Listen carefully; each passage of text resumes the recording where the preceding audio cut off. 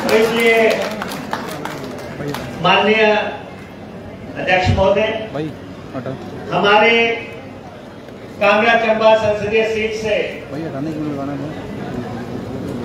हमारे उम्मीदवार और हिंदुस्तान की राजनीति का एक बहुत बड़ा चेहरा माननीय श्री आनंद शर्मा जी, आप लोग बहुत सौभाग्यशाली हैं कि आनंद शर्मा जी ने इस क्षेत्र को चुनाव लड़ने के लिए चुना और इतनी वरिष्ठता है इनके पास, इतनी वरिष्ठता है। 50 साल का राजनीतिक अनुभव और कैरियर तो साथ में है ही, लेकिन अगर आप दो चेहरों में तुलना करेंगे, एक भाजपा का चेहरा और एक कांग्रेस का चेहरा, कांग्रेस का जो चेहरा है, जब यहां से आप द्वारा चुन के भेजा जाएगा तो पार्लियामेंट की पहली कतार में बैठेगा, पहली कतार में बैठने वाला नेता। और दूसरी तरफ वो नेता जो आखिरी बेंच पे बैठेगा। कांगड़ा को फैसला करना है, पहली कतार में बैठने वाले को वोट डालनी है या अंतिम बेंच पे बैठने वाले को वोट डालनी है। ये वो नेता जिसे कि जब आप चुन के भेजेंगे, मंत्रियों के आकार का बड़ा बंगला मिलेगा और दूसरी तरफ 8 महीने 10 महीने हाउसिंग कमेटी के चक्कर लगा रहा होगा कि मेरे को भी कोई फ्लैट दिखाओ। ये चेहरों में तुलना, जिन्होंने सारी जिंदगी जो है रिप्रेजेंट किया है हिंदुस्तान को। यहां पे मैं देख रहा था कई तरह की चर्चाएं हो रही हैं।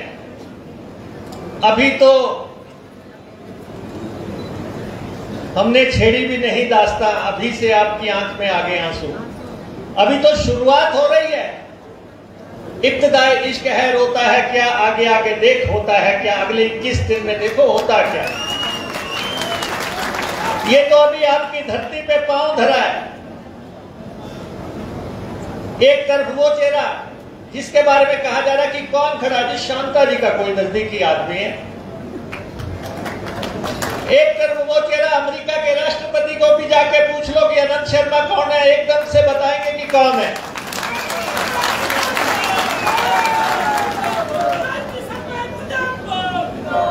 मुझे लगता है कि आज दिन तक ये 150 देशों में तो भ्रमण कर चुके होंगे, 150 देशों के साथ तो बातचीत कर चुके होंगे, नेता रहते हुए, केंद्रीय मंत्री रहते हुए। और मुझे इस बात से कोई नहीं है, यहाँ मुख्यमंत्री भी बैठे हैं, मैं भी बैठा हूं और मंत्री भी बैठे हैं। आज भी हिमाचल प्रदेश की राजनीति का अगर कोई वरिष्ठतम चेहरा है वो आनंद शर्मा है। और बहुत कुछ इन्होंने हिमाचल के लिए किया। हमारी नेता विप्लव ठाकुर जी यहाँ पे बैठी हुई हैं, आशा कुमारी जी यहाँ बैठी हुई हैं, हमारे मंत्री चंद्र कुमार जी बैठे हुए हैं, गोमा जी बैठे हुए हैं, हमारे सारे एमएलए। पीछे आ रहा था बार बार कि सुखू जी के पीछे 9 ग्रह पड़े हुए हैं। और मैंने कहा कि ये जो बाकी 9 लखा हार भी तो साथ में है, जो ये 9 बैठे हुए हैं। मारने वाले से बचाने वाला कहीं ज्यादा। और मैं इन 9 के 9 एमएलए को सलाम करता हूं कांगड़ा की धरती ने जो ये 9 एमएलए दिए। जिस ढंग से इन्होंने पार्टी का साथ दिया और चट्टान की तरह खड़े रहे। ऑपरेशन लोटस विफल करने वाले ये कांग्रेस पार्टी के ये 9 सिपाही आज भी आपकी सभा में बैठे हुए हैं। और ये नेता, ये सब लोग ताकत लगाएंगे और आनंद शर्मा जी को जो है सीधा दिल्ली का टिकट कटा के देंगे, यहां से सीधा दिल्ली।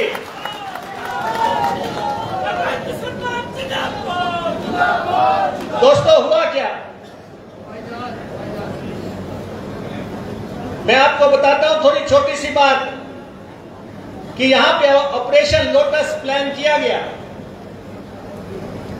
कि सुखविंदर सिंह सुक्खू के नेतृत्व वाली कांग्रेस सरकार को तोड़ना है, और बीजेपी के लोगों ने, जयराम जी के दिल में आ गया कि हो सकता है मैं रात के अंधेरे में फिर से मुख्यमंत्री बन जाऊं। लालच बुरी बला है। और जयराम जी ने प्लान किया, षड्यंत्र किया गया हिमाचल प्रदेश की सरकार के खिलाफ, और एक राज्यसभा की सीट में 9 लोगों ने बीजेपी को वोट डाल दिया। नए लोग भी उनमें से गए हुए थे, नए एमएलए भी थे। एक था एमएलए बनना वैसे ही बड़ी मुश्किल बात है। मैं 5 दफा एमएलए बन गया, लेकिन मैं अपने लोगों से बहुत डरता हूं। मेरे को कोई के बीच में छोड़ के चुनाव लड़ ले, मैं कहता हूं एक ही बार बहुत है। इनको पता नहीं किसने कह दिया कि दोबारा चुनाव में जाओगे, बहुत हीरो बन के आओगे। और इन्होंने राज्यसभा में वोट डाल दिया बीजेपी को। इनको पता नहीं लगा कि अगले ही दिन कुलदीप सिंह पठानिया ने आदेश कर दिए कि आपके, पहले तो इनको अगर विधानसभा में जाके स्पीकर की शक्तियों का अध्ययन करना चाहिए था, पता होना चाहिए था कि स्पीकर क्या चीज होता है, और स्पीकर ने कह दिया कि आप विधानसभा में नहीं आ सकते। इन्होंने कहा स्पीकर क्या होता है, हम देश की सबसे बड़ी अदालत लोकसभा में जाएंगे, सुप्रीम कोर्ट में जाएंगे। सुप्रीम कोर्ट में चले गए। उन्होंने कहा कि हिमाचल का स्पीकर तो बड़ा लर्नर्ड आदमी लगता है, ऐसा इस फैसले को तो पलटा नहीं जा सकता। इस फैसले को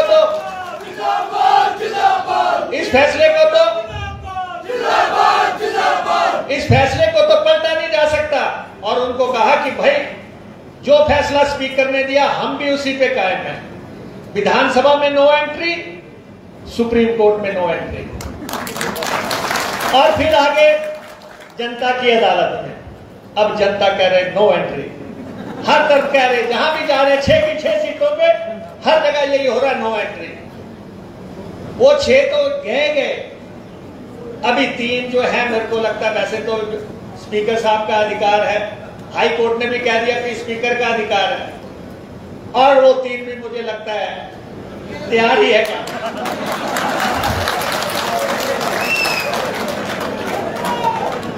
तो आपके सामने स्थितियां बड़ी साफ है। हिमाचल प्रदेश विधानसभा 68 का हाउस है, हम 34 एमएलए हैं। हमें 35 करने के लिए 1 एमएलए चाहिए, वो 25 है, उनको 35 करने के लिए 10 चाहिए। इलेक्शन 9 का हो रहा है, इलेक्शन 9 का हो रहा है, अभी 6 का, और अगर बाद में 3 का भी आ जाए तो ले दे के हमारी सरकार पूरी ठोक बजा के जो है 60 महीने चलेगी। 60 महीने हमारी सरकार चलेगी।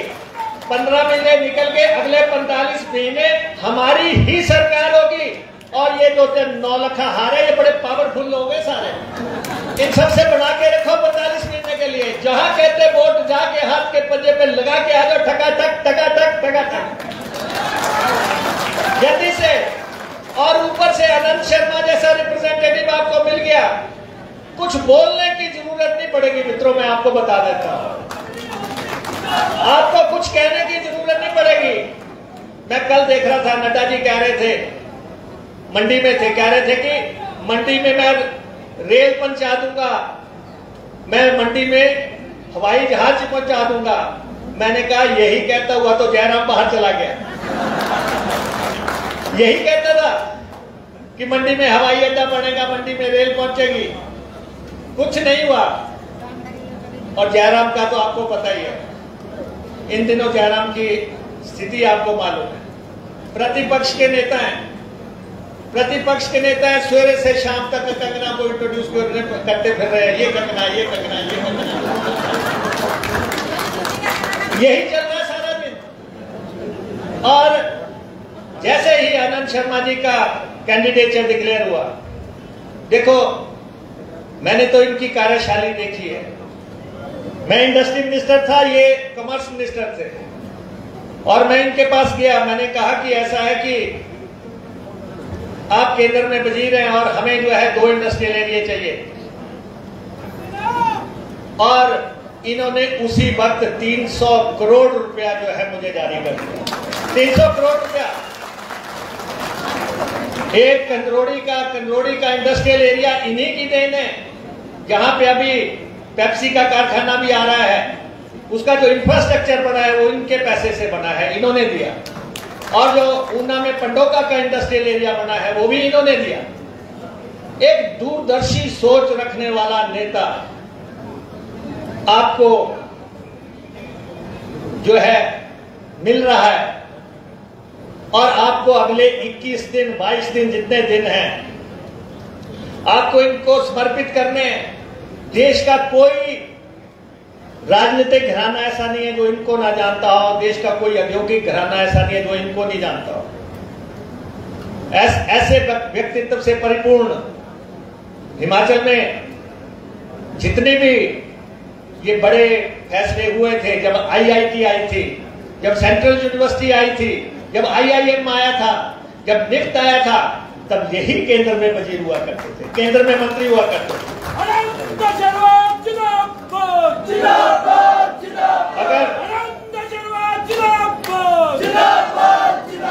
अगर चाय बगानों के लिए कोई फैसला किया तो वो आनंद शर्मा ने किया था। पालमपुर में अगर वहां पे ऑफिस खोले गए तो इन्होंने किया था। अब आशीष बुटेल की जिम्मेवारी है कि उसको लौटाना कैसे है। मलिंदर राजन को देखना है कि कंदरोड़ी में इंडस्ट्रियल एरिया बना तो लौटाना कैसे। ये हमारे सब जितने भी एमएलए हैं, और सबसे ज्यादा यहाँ पे हमारी एमएलए की फौज है। आप सब जितनी संख्या में यहाँ पे आए, कहते हैं well begun is half done, शुरुआत हो चुकी है, और सिर्फ आनंद शर्मा जी के गांव और ग्रामीण इलाकों में पहुंचने की बात है। जैसे जैसे ये पहुंचते जाएंगे वैसे वैसे ये चुनाव लहर में परिवर्तित होता जाएगा। ये मेरा मानना है कि जैसे ही ये आगे जाएंगे, आगे बढ़ेंगे, आप सब लोगों को पूरी ताकत से, और हिमाचल प्रदेश की सरकार जिसने कि हिमाचल प्रदेश के कर्मचारियों को ओपीएस दी, उस वक्त दी जबकि मोदी जी ने इनकार कर दिया कि ओपीएस नहीं दी जा सकती। ओल्ड पेंशन स्कीम इनकार किया सेंटर ने, जयराम ने कहा कि मोदी जी ने इनकार कर दिया, नहीं दी जा सकती। हमने 1,36,000 कर्मचारियों को पेंशन का अधिकार दिया। मुझे कल परसों एक आंगनवाड़ी कार्यकर्ता मिली, रिटायर्ड थी। मुझे कहती कि मैं स्टूडेंट थी, मुझे 4,000 पेंशन लगी थी, ओपीएस के बाद मेरी पेंशन 50,000 रुपया हो गई। एक अन्य व्यक्ति जो कि पेंशन ना मिलने की वजह से ओल्ड एज होम में रह रहे थे, उनके बच्चे उनको वापस लेने आ गए। कहते पिताजी घर चलो, आप तो बहुत काम की चीज है, आपको जो है 50,000 पेंशन लग गई, आप तो हमारे लिए बहुत आदरणीय है। वो पेंशन किसने दी आपको? और मैं हिमाचल प्रदेश के कर्मचारियों को कहना चाहता हूं, दिन रात एक कर दो, क्योंकि ये कोई और दे नहीं सकता था। और हम आपको अभी एडमिनिस्ट्रेटिव ऑर्डर से दी, हम विधानसभा में कानून पास करके भी इसको जो है कायम रखेंगे वो पेंशन। और आप देखो, हमने महिलाओं को 1,500 रुपया प्रॉमिस किया था। जैसे आनंद शर्मा जी ने बताया कि बीच में त्रासदी आ गई, 4,500 करोड़ रुपया हमें वहां खर्च करना पड़ा।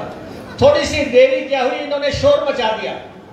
लेकिन अब हमने जैसे ही वो पेंशन की नोटिफिकेशन जारी की, सारी भाजपा चुनाव आयोग के दफ्तर में पहुंच गए कि जी इनको पेंशन देने से रोका जाए। भाई कितने दिन रोक लेंगे आप? ये महिलाओं के खाते में 1,500 रुपया जाएगा, हर महिला के खाते में जाएगा। इसलिए मैं महिलाओं से भी कहना चाहता हूं, कर्मचारियों से भी कहना चाहता हूं, और हमारे यूथ से मैं इसलिए कहना चाह रहा हूं, सबसे ज्यादा भर्तियां मेरे डिपार्टमेंट में हो रही है। फटाफट कांग्रेस को ठकाठक कर दो। सबसे ज्यादा पानी विभाग में जितनी वैकेंसीज निकल गई हैं, जून जुलाई महीना आपके ही नाम है। ट्रांसपोर्ट में भी जितनी भर्तियां निकली हैं वो भी आपके ही नाम है। तो इसलिए जो है हमारा साथ दो आप। सरकार ये कहीं नहीं जाने वाली, सरकार को कुछ नहीं होने वाला।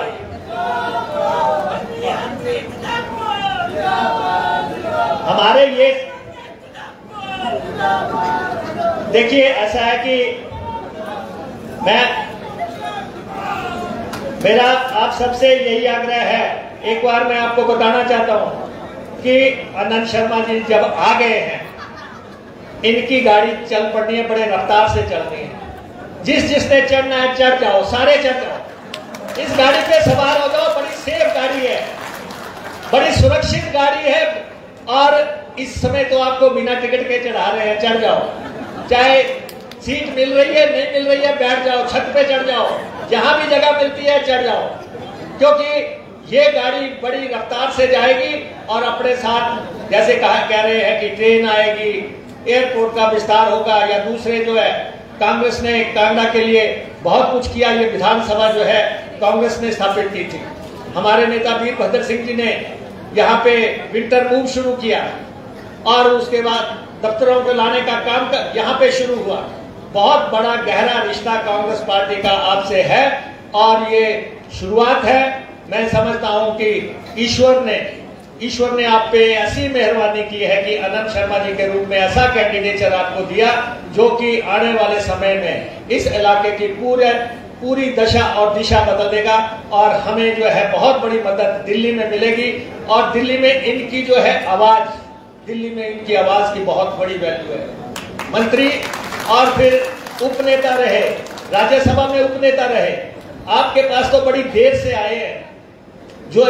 जो मुकाम ये जिंदगी में हासिल कर चुके हैं, गांधीयन थॉट से जुड़े हुए, जिनके हर कमरे में गांधी जी की मूर्ति लगी हुई है, फोटो लगी हुई है, वो शख्सियत आज आपके बीच में आई है। आप इनका साथ दे, खुले दिल से दे।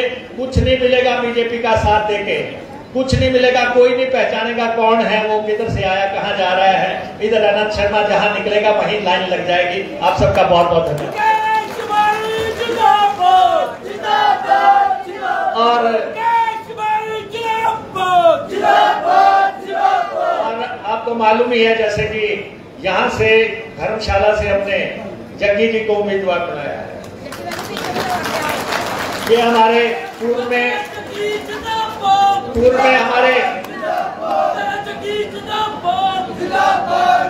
हमारे मेयर रहे हैं और पार्टी के साथ निष्ठा से जुड़े रहे हैं।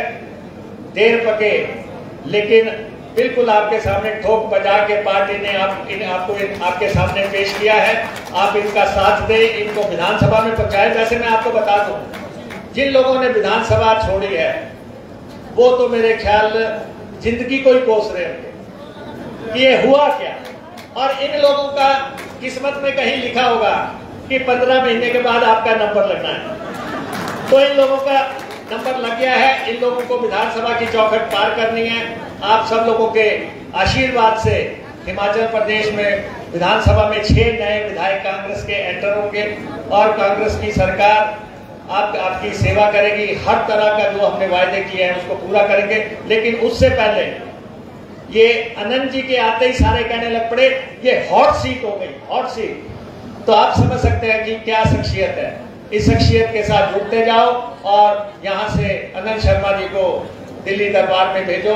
बाकी सब काम जो है आपके हिमाचल प्रदेश की सरकार करेगी, और बाकी जो दिल्ली दरबार